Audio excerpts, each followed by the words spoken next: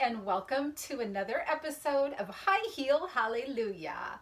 I am so glad to be back today because I had to miss a week.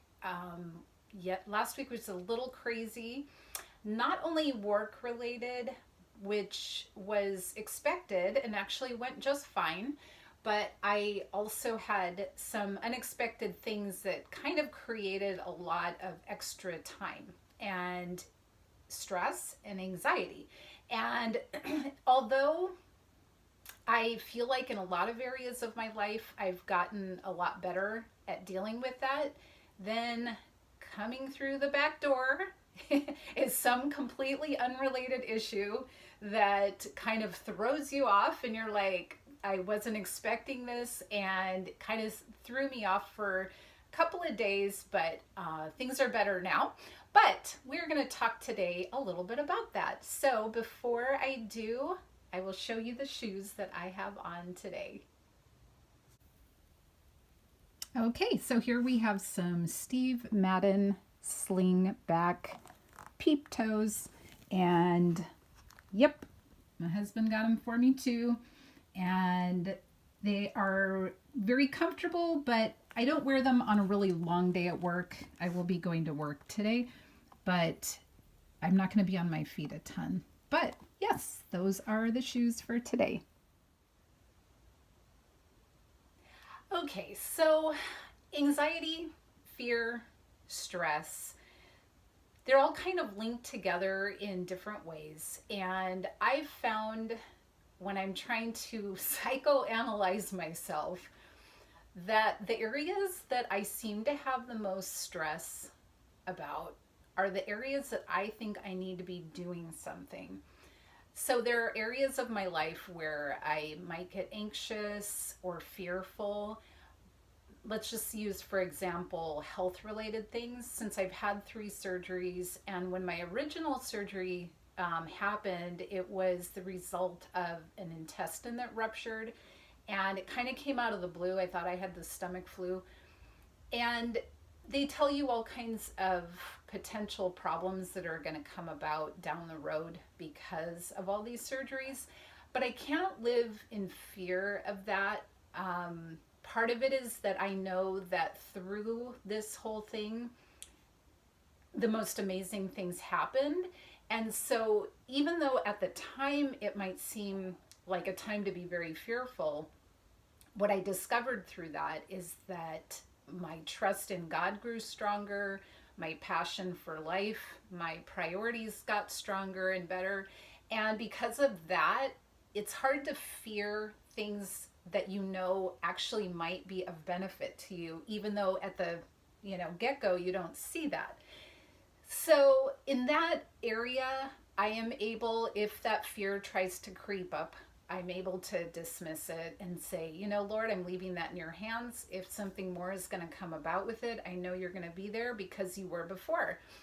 But then there are things that come up, and I won't go into the details of it, but it was just a very stressful time, and it was an area that I don't normally have to deal with. And so when I was going through it, I knew that it wasn't right to be anxious, and I kept telling myself that there's really no benefit in being anxious about it.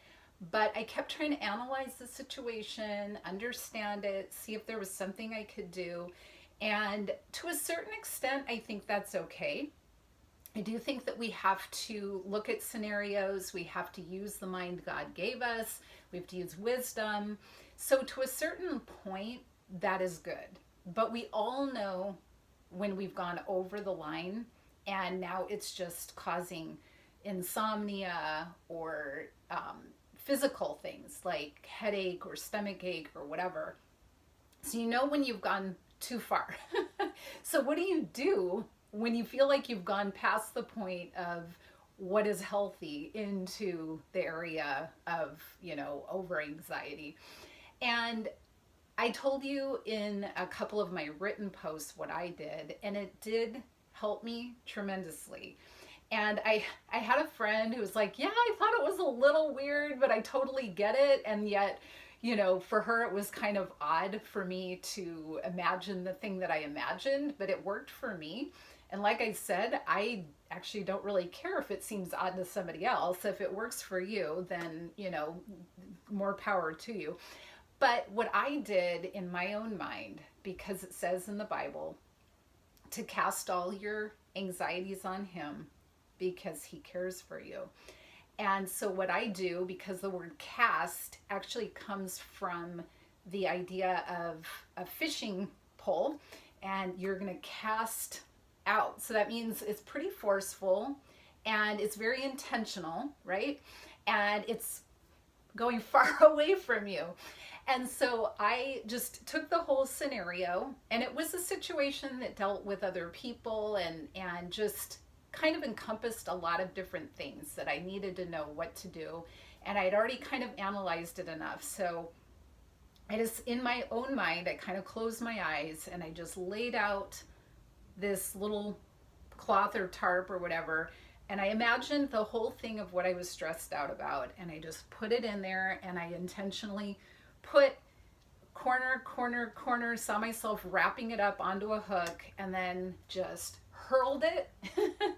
And I could just, in my mind's eye, of course, this is my way of connecting the way that I was feeling to an action, was, you know, Jesus standing out there ready to take it. And it just released this feeling out of me of stress. Now, as I said in my written posts that I had made earlier, is that didn't mean that I didn't keep trying to steal it back. And I did. And I would find myself, my mind meandering back over to trying to figure it out again.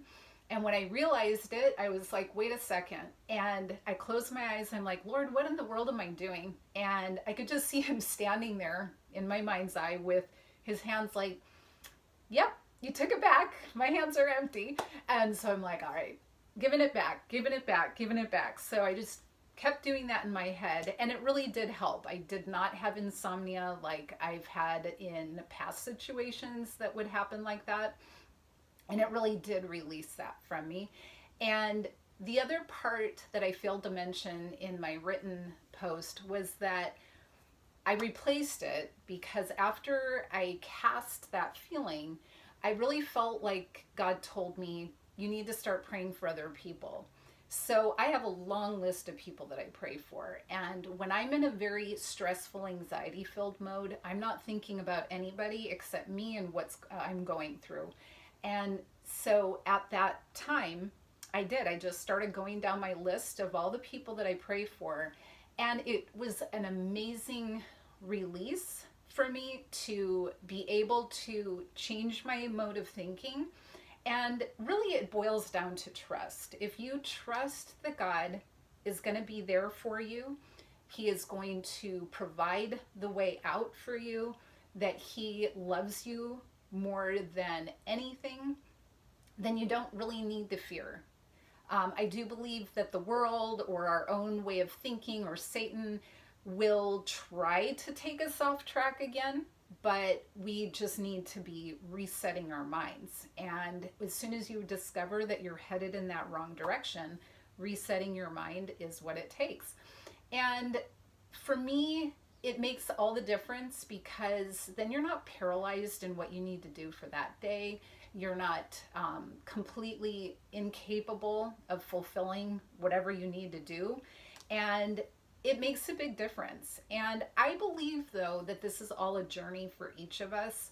And as I was telling my one friend, I said, in the years past, I probably, if you want to consider this a test of whether you can get past anxiety, I probably got an F, and this time it was probably a C, because I did try to keep taking it back.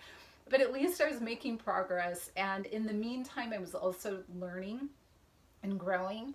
And I think that's one of the things that I want for you, is that instead of feeling condemned and like, man, I always do this, stop that way of thinking and realize that that is just a negative thinking that takes you further on the wrong path.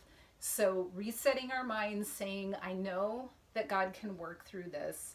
I know that even though it might not look the way I want it to look, or I might have some issues that I have to deal with, He's not going to just pluck us out of our situation, most of the time anyway.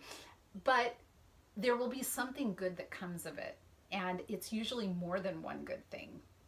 It might impact other people, it might grow your faith. He does more than what we could ever hope or imagine. So that is the miracle of trusting in Him. So I just hope that if you're dealing with any kind of stress, anxiety, or whatever it might be, that you would hold on to that hope. And I have to tell you, my situation did resolve. It did not end up being as big of a deal as it needed to be. And I'm very grateful because in the meantime, I also saw my husband step in and really help me in a powerful way that made our relationship stronger too. So see, God does all these wonderful things in the process. And I just hope that you have a wonderful week, that you just stay inspired, stay motivated to go do more and good things, and just keep the power of God working through your life and just be filled with joy. Okay, have a wonderful day, and I'll see you soon. Thanks so much for watching. Please subscribe or follow.